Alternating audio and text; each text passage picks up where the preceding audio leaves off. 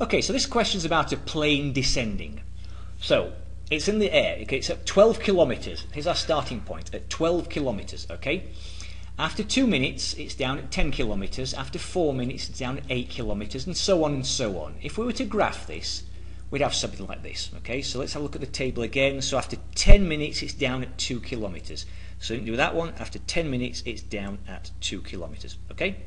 Now again with this, look, if we go back and look at this, okay, so it goes down 2 kilometers. Again, that's the y. Think of this as the x's. Okay, this is the x. And this is the y, okay?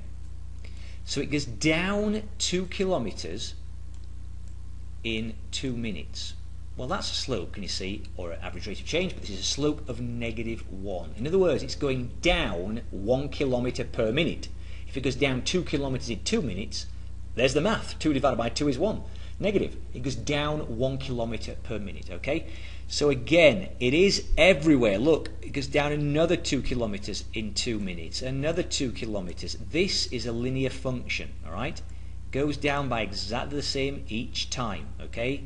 Everywhere the slope or the average rate of change is going to be 1 kilometer a minute decrease. So there it is. Yes, it's a straight line graph. Here we go. There we go. Okay, and there it is. That's a nice linear function. No messing around, no wibbly wobbly points, all nicely on a straight line. Okay, so we've done that. What is the average rate of change? Okay, between 2 and 6 minutes. Well, again, we know it's always going to be 1 now, don't we? Down by 1, okay? Look, it goes down, oops, different pen.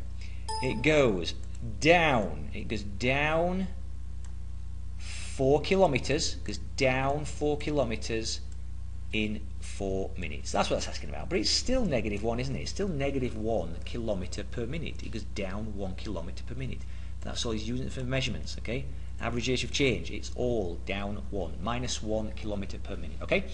Now then, if we have a look at, we've looked at the graph, okay? Now look at this over here. Right, so supposing this time the plane is going down at 1.5 kilometers per minute, all right? So we haven't got a table here, but we can use that. We can use that slope to predict what's going on, okay? Remember, now we're knowing that this is the slope. Okay, so it starts again at 12 kilometers. After a minute, if it's gone down 1.5 kilometers, isn't that just going to be 10.5? Yeah, 10.5. It's gone down 1.5 kilometers. So after 2 minutes, it goes down another 1.5 kilometers. What's that going to be? 9. After another minute, it's going down another 1.5 kilometers. What's that? 7.5. And so you can see that, you know, we can do this where we've only got 1 point. We don't have a table, but we know what the slope is. Okay. Previously, we had to find out what the slope is by using all the points. So you kind of how to manipulate the information. Okay. So that's you either with a table and figuring out that the average rate of change or the slope is it goes down 1 kilometer. Okay, 1 kilometer per minute. Can I put a minus there? Okay. Or do we have our decrease? So I suppose if it's going down because that's minus, okay, 1.5 kilometers per minute. Okay, you know, and then we can create a table from that, and from that we can of course plot the graph down there. Okay.